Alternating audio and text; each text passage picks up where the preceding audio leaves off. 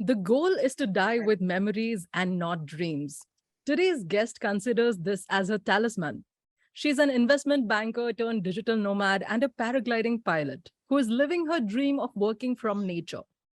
She has traveled to various places in India and abroad, and she believes in living and experiencing each and every aspect of the place like a local. To know more about her travels, I would like to welcome Monika Guwalani. Hey, Monica, welcome to the Unsettling Podcast. Thank you, Amrita. Thank you so much for having me and giving such a perfect introduction. I think it's absolutely it fits in really well. I'm so glad. So before I begin the interview, I want to ask you, would you say that the mountains have your number on speed dial now? Yeah, I guess so. I think I have theirs though. I mean, it should be the other way around. So the mountains are not calling you, you're calling them, huh? Yeah, but like every time I want to go, I just like go. So yeah, I think I have them on speed dial. I would say that way.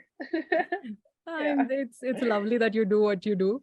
And I mean, it was very interesting to find your reel on Instagram and know that you quit your 9 to 5 job to become a digital nomad. So can you tell the listeners a little bit about that journey?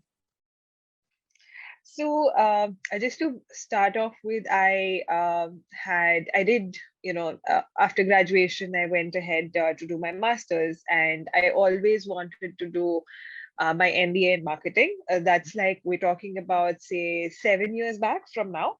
Uh-huh. And I always had the goal of getting into an MBA in marketing. But then the college that I was from had, a better placement package in finance. Okay. And that's why on the very last day of when you could actually choose between your marketing and finance majors, I requested my teacher to change my subjects into finance. And I literally pleaded him that I do not want to sit into a marketing class because I wanted to, make the money. Right. So I struggled through it. I mean, I eventually like crawled through, the entire learning finance phase and got placed into one of the best companies that came into campus. I was, decently placed, Mhm. and I eventually went with the flow and was there into a career of investment banking for 5 years. Now I'm very happy and blessed that I had that opportunity. Of course, I'm not complaining, Right. of course, because I think usually people want to get into consulting and investment banking. They're like, career objectives. Okay, this is what we want to do. But once, eventually, like after a year when I kept sitting at my desk and I kept like, dealing with mergers, acquisitions, and IPOs, I realized that what, this doesn't make any sense to me, and this is not real what really I want to do. So honestly, like even if I crack like a really big deal of like millions of dollars, it did not bring one bit of happiness. And whereas like during the process, I took my first solo trip. I went around and I was traveling a little bit here and there, and slowly I realized that okay, this is you know what is actually making me happy. Right. And I would rather see a sunrise from any corner of the world than sit and slog at, I mean, again, like don't get me wrong, this is not, I'm not promoting to quit jobs. So that's not what I'm promoting. I'm just saying that you should do what makes you happy. Right. And for me that was travel. Mhm.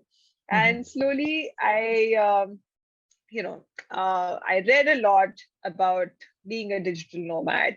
I understood how the lifestyle is like, and I lived a little bit, a part of it when COVID happened, because Mm. all of a sudden, like offices closed down and companies were, it became possible to move around and work. So once I started experiencing it and I did it for myself, I was like, oh, you know what, this is possible. It's Mhm. possible to actually remotely work. And a lot of people come to me and say that, okay, now you've quit your 9 to 5 job, you're on a vacation all the time. That's not true. I'm still working. I Mhm. still work like, in fact, I work more than, my 9 to 5. It wasn't a 9 to 5 job, by the way. It was like a 14, 15 I hour know. week later. So I work more now because I have a business in place and I'm, doing a lot of things. And like I can do anything any day. Like for example, today I'm recording a podcast and then tomorrow I'm doing something else. So it's I'm like all over the place, Yeah. everywhere. And you know what? That makes me happy. Mhm. So I'm glad. I would be nowhere else than, be recording this podcast. So I'm really happy that I've taken that step.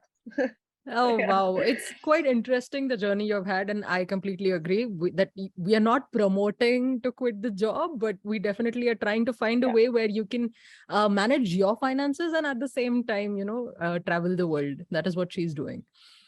So, what was Yeah. more difficult, according to you, quitting your job or traveling solo? Quitting my job. Quitting Okay. my job was definitely very, yeah, like solo traveling. I think it just came to me. That just Okay. came to me. And maybe I was just in a better, I was just better placed there. Uh-huh. And it can be different for different people. Yeah. But honestly, like quitting my job took me, like that decision to implement that decision took me like 2.5 years. Okay. So it was very difficult for me. That one. So, how do Yeah. you plan your trips? Do you plan months in advance or are you an impulse traveler? Oh no, I don't. I wish I could plan months in advance. I wish I had that liberty, but I don't. I mean, I think I would. When I was working, I still like had a fair idea of where I would go that year, Uh-huh. but and now it's very very impulsive, and it just comes through with it because it's become. This is my job now, Mhm. and a lot of impulsive planning honestly happens. So and how do I plan my trips? Honestly, lately I've been planning my trips very differently. So, like Mhm. back when I was, I would say like maybe 2, 3 years back, I used to watch a lot of vlogs on YouTube or like watch Mhm. a lot of videos and search the hashtag on Instagram and check out videos. But I don't know why I've just stopped doing that now. And I spoke to this when I was traveling to Vietnam also. Like very recently, I just came back from Vietnam and I just thought that, I always just know the place before I go. Mhm. So I didn't want to do that this time. So I just read. I just kept reading and, saw a lot of, I mean, read a lot of articles and blogs and just read about the history of the place. That, okay, this is what is linked to this. And I felt that was a much better way to travel. So I met this couple also on a trip on a tour that I was in Vietnam, and they were reading this Nat Geo book on Vietnam. Mhm. So uh, you know, that was I always found well, like now I feel that that's a better way to Travel. plan my Right. trip because Mhm. yeah, it's just a better way to travel. Otherwise, you just know what you're going to see. Like it's not as much of a surprise than like Yeah, yeah, yeah. okay, True. yeah. I've just seen one picture rather than just have seen like the whole place around. So I felt like I plan my trips now this way. That, Okay. So, how long do you stay in a place? Because I saw a lot of videos related to Vietnam and they were very, hardcore, living like a local kind of videos. And uh, so, how long do you stay in a particular place? it really depends on I would say visas. It really depends on that. How much the country allows me to stay. But Yeah. usually it's like at least a month or so. But that's not like my motive. Like I would definitely want to stay longer onto a place that's definitely there and travel as slowly as possible because Mhm.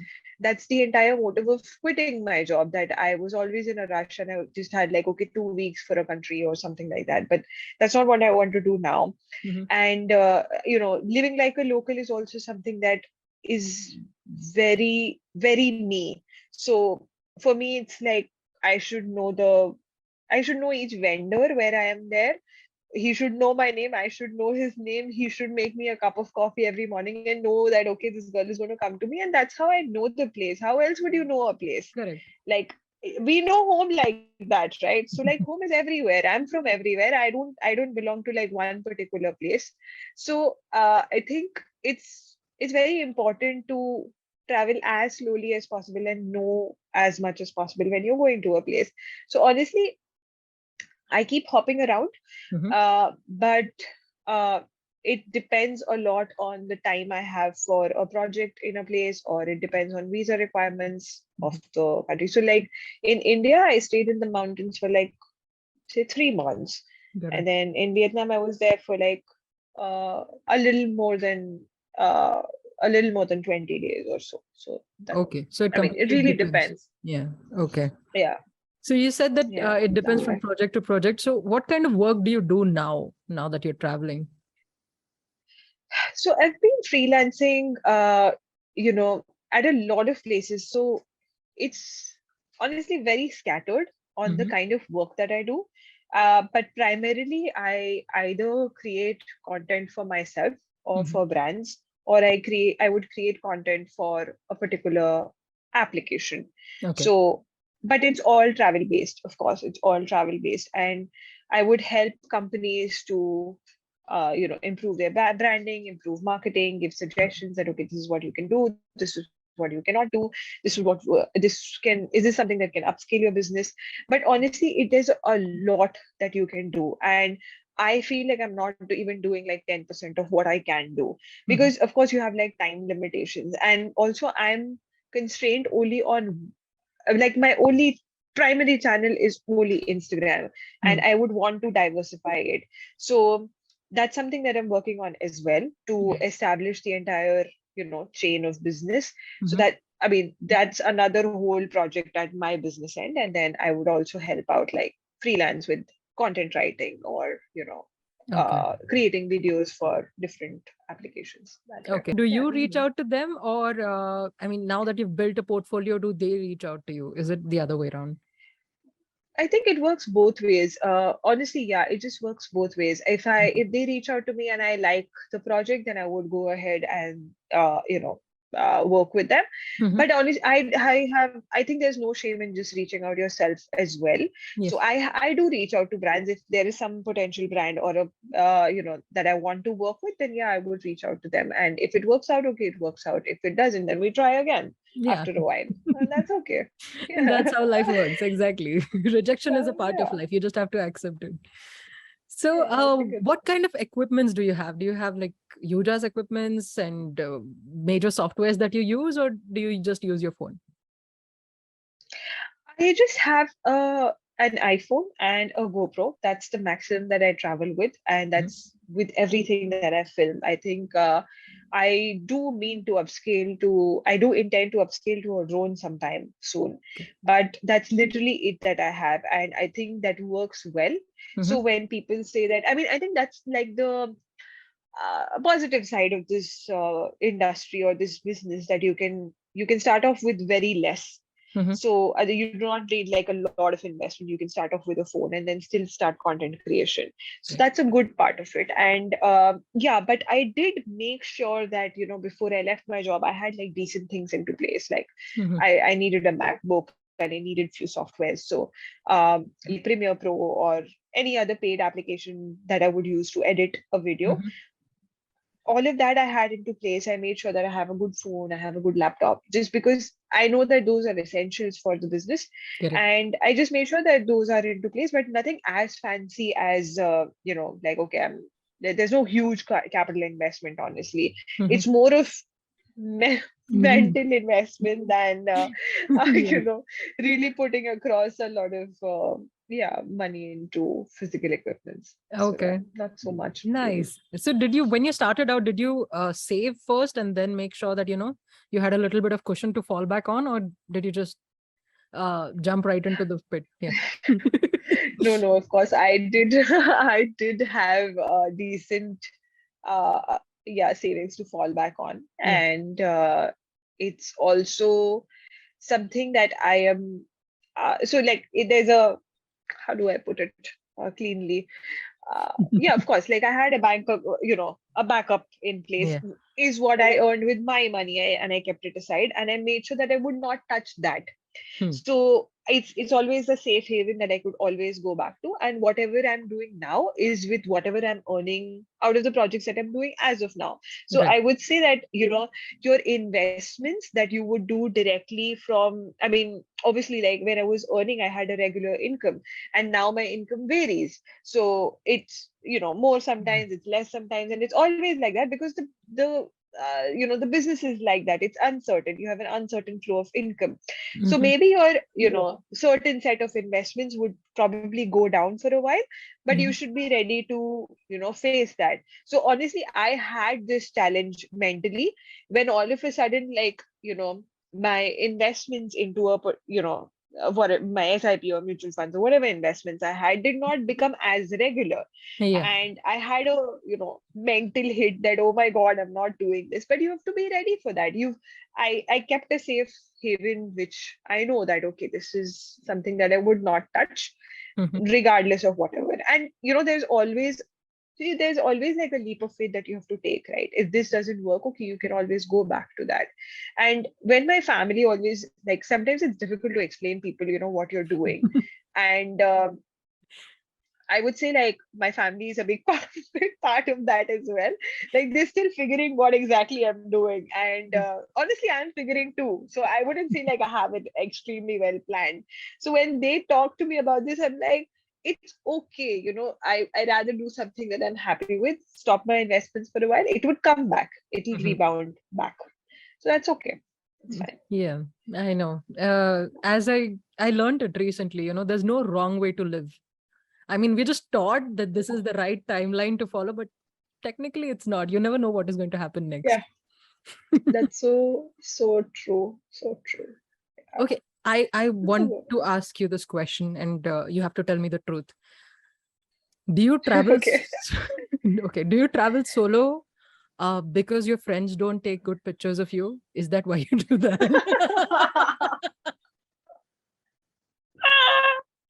No, I think it's just okay.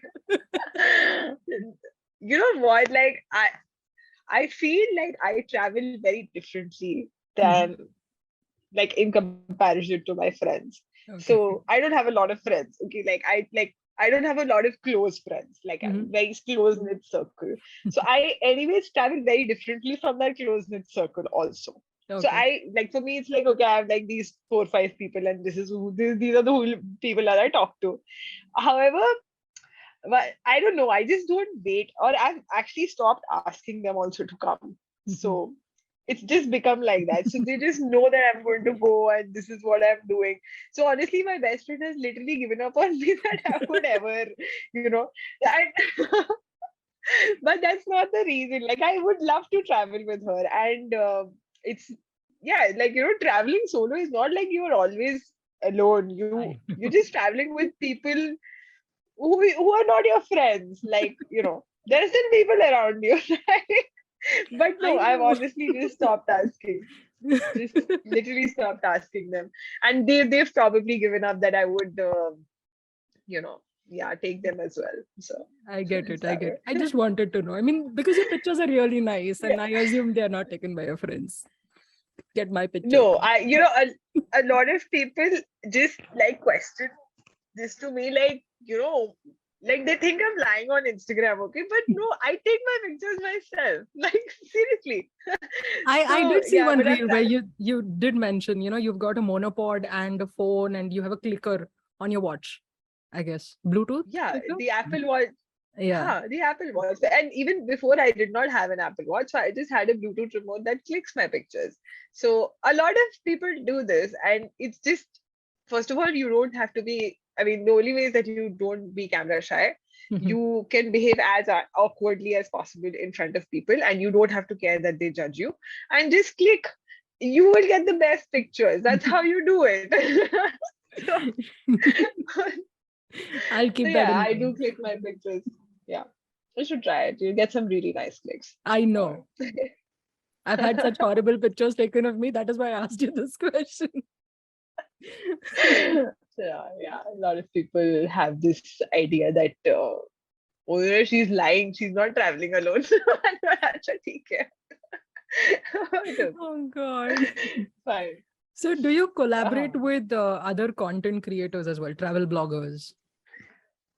Yeah, I do. And it's been a while that I've done that actually. It's just Okay. because there's just so much on the plate. But yeah, I do have some really nice friends that I've made, through the way, and I would love to travel with them and, collaborate on projects. It's always nice, like, to have a very supportive group of people. So I've seen few content creators who were at my niche grow higher than me, and I feel really happy for them. Like it's very inspiring to like, okay, wow, she's done so much. And it's nice to just see different kinds of content. So I've been to Vietnam, and now like a fellow creator is going to Vietnam. So like she has something different to offer. I have something different to offer. So it's always nice to like, talk and, yeah, we can work together. I think it's just a positive space to be in.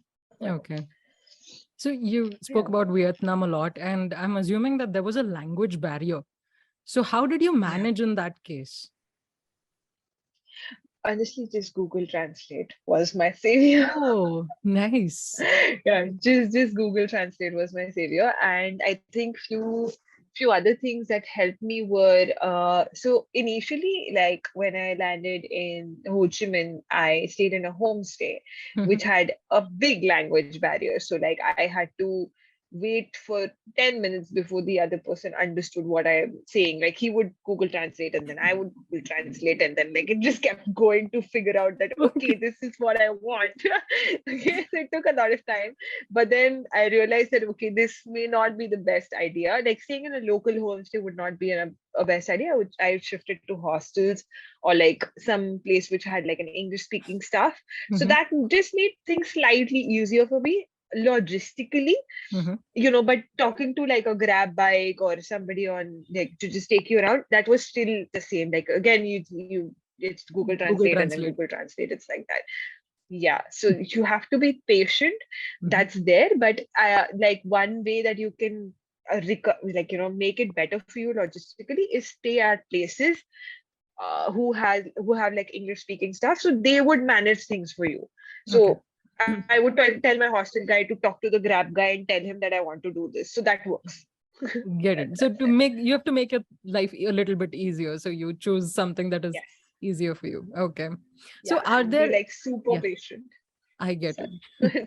I'm sorry. Yeah, I have this habit of interrogation when I'm like so excited and I don't allow the it's other fine. person to talk sometimes. It's okay. Go ahead, please. I Go ahead. Okay. So I just wanted to ask you, I mean, you've traveled to 21 cities, more than 21 cities, I'm assuming. So is there any funny anecdote that you remember, any travel mishaps that you would like to share? Yeah, so 21 cities was in 7 months in India. Okay, that was Okay. the time when I was like, I had started off to be a digital nomad and things like that. Mhm. But since like I've just been to Vietnam, but so that's why I remember this one like as the most recent one. Okay, and I shared it on Instagram also. It was really freaky. Like I always stay in dorms and like hostels, like most of the times, Mhm. and it's easier because you're traveling alone and you feel safer also. So there was this, like usually in a dorm you have like a lower bed and then Yeah. a bed above. So there was a wall this side, on one side, and then obviously you get out from the other side. Right. So there was this girl on the bed above, Top and I bunk. was sleeping down. And yeah, so it was 4 a.m. and I don't know why, somehow like when I'm like too worked up, I think I was not able to sleep that night too well. So I was just somehow up. Okay, I was just somehow up, and I saw like her legs coming down on my bed. So she was getting down from the wall side. So like I could see only legs, and her face wasn't seen. I think either she was sleeping, or she was trying to freak me out, or she was trying to do something. I'm not sure. But then I could just see legs just popping down by 4 a.m. It's completely dark, and just legs hanging down, my bed. So it was very freaky. Then I tapped her, and I was like, I think you're going the wrong way. And like I switched on my reading light. I was like, there's something gotta be wrong here. Okay. Like imagine if she like just dumps out and like, and imagine if I was sleeping. I Yeah. don't know, like but then slowly she understood, okay, this is not supposed to be. Then I saw the legs going up. So like okay. I'm Oh telling you, God. it was not pleasing at all. at 4 a.m. It Oh was not God. pleasing. It was shit scary. But then I think she eventually understood, okay, there's something incorrect that I'm doing. And then she slept there for a while. Then obviously I was not able to sleep after that. So like I just kept my light on. And then slowly then I realized that, okay, she got down from the other side. I don't know. Either she was trying to freak me out or she was just doing something in her sleep, but it was really weird. Oh Oh my goodness. God. Yeah, oh my God, that was, I mean, just listening to it was scary. I'm never going to share a room again. Yeah, it was really freaky. Really freaky. I think this is like the most recent one that I remember. Very, very. Oh God. Any future plans of creating a community of fellow travelers who can join you on this journey with you? I really wish that I could create something like that, but I always feel like people have some standards of traveling. And a lot of people say that, okay, they want to travel with me and, we go around. But honestly, that's not the way that I would prefer to travel. Maybe later in future, I can collaborate with a company who can organize things like so. But that's not the way I travel. For me, it's a little more impulsive and Mhm. things can change. So I'm okay to travel with a stranger who's up for changing plans, and Mhm. that's wonderful. So that, you know, and obviously, like, it's, yeah, I would prefer to do it that way. And okay, just come on up. Okay, how many people want to come out? Or like, okay, this is the community that I have. Okay, now we decide where to go. So Right. that's better for me. But let's see. I mean, no immediate plans, but hopefully, Okay. if I get somebody to, like, organize something, then yeah, sure. Okay. So impulsive traveling it is. So if you are in Vietnam and you find her in Vietnam, you just give her a call. That's it. Yeah, that's She's not taking you that's along. possible. I can take you along. I mean, it's not like that, but I would prefer a more so I don't always travel as impulsively, but it would be like there should be a scope of changing plans. Yeah. So that's all I say. So like, I know that, okay, I'm going north, central, south. I know this, but how I'm going, where I'm Yeah. going, that I don't know. So that, So, I mean, few things yeah. I know that, okay, this is what I've Huh. read. Ye to mujhe dekhna hai. This is what Mhm. I know. Okay, this definitely I'm going to do. But it can be different. So like, I meet a person, they're like, okay, this is nice. So okay, we go there. That's fine. Mhm. So, but otherwise, like, people don't have that much of. Sometimes, like, when you're going with somebody, you just want it to be very organized. Okay, we're going to do this and then this and then this. Then Mhm. you don't want it to change because, yeah, that's how, like, travel companies work, right? Yeah. That's I so. But understand. I mean, Yeah. yeah, It's mostly like, 10 things to see in this place, and then people want to cover that. yeah. But then Hmm. instead of you covering 10 things to see, you like on the way, if you find something interesting, you just diverge from the path. That's what you do, Yeah, yeah, which makes sense. exactly, exactly. Is there any learning from this entire journey that you would like to share with the listeners? That there is no perfect time to do a particular thing, and it's okay if you start late. So I feel like sometimes I feel like I've started really late, but then I just take a deep breath and I'm like, it's okay if people are traveling more than me. And obviously, like, when you're doing something, anything, the people who you look up to are the people who are above you. And you know they, but you cannot be at their place. You have to have your own timeline. And I think that's something that I have to keep reiterating to myself also, that I have my own timeline. It will come like that only. I cannot just rush through countries and just finish the world. That's not possible. So there's no perfect time to do a particular thing. I have to keep reminding myself that as well. It keeps on, coming and going at times. Sometimes when you are Yeah. stuck in a rut, you feel, oh my God, I want to get out of here. But then When you're doing the things that you love, I don't know why you keep on doubting yourself. That is Yeah. that is the mystery that I'm yet to solve.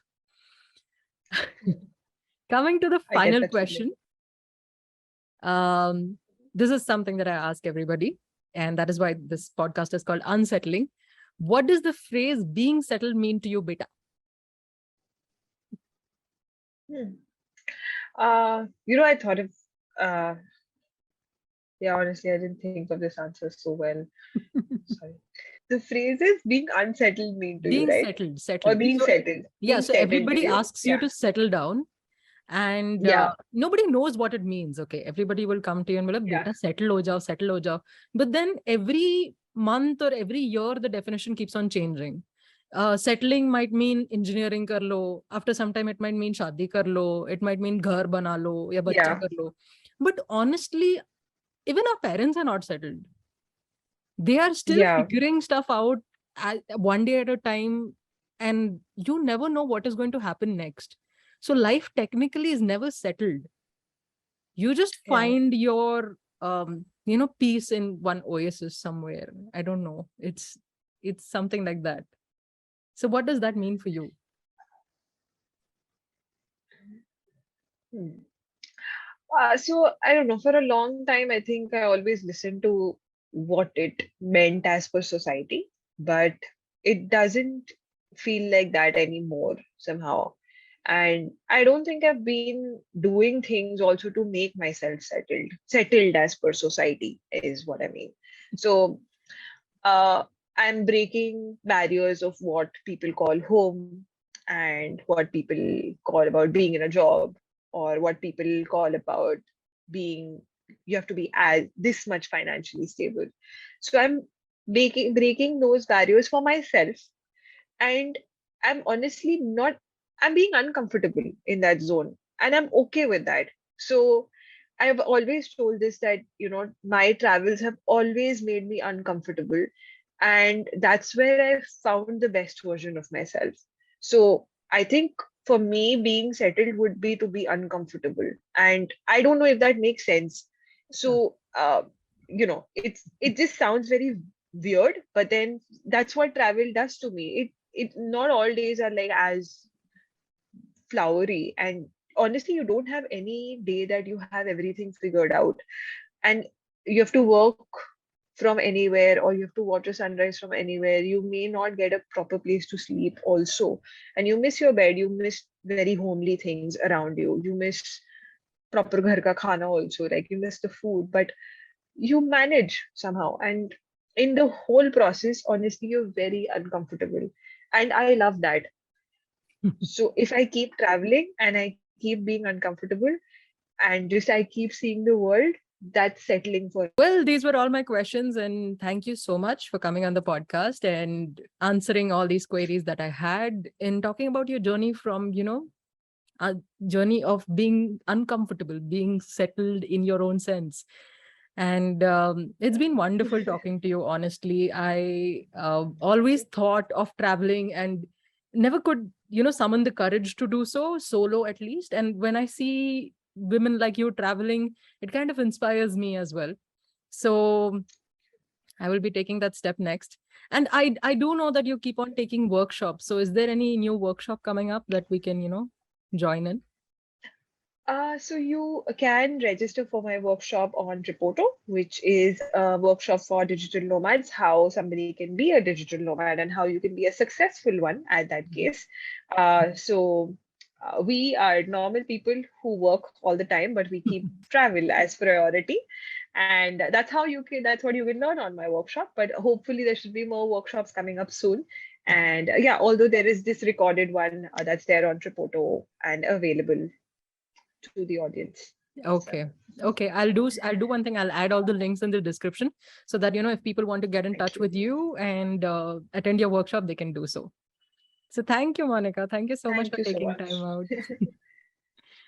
Thank you, Amrita. I've had a lovely session, and thank you for I think, just reminding me why I started it. So, like, sometimes, you need, your reminders to yourself, and you speak them out loud, and you just like, oh, yeah, this is why this is why it happened. So thank you. Thank you so much for having me and just reminding, through the process. That It was was the wonderful. plan. That was the plan all along. I mean, sometimes you tend to forget how far you have reached because you have been so busy with your journey that, when you tell your story is when you remember, oh my God, I started so long True. ago and I've reached here. And that's such a big deal. Yeah, So that is. I'm Yeah, glad I could be that reminder. thank you. Means a lot. Actually, that really means a lot. I'm going to sleep well tonight. Yes. Yeah.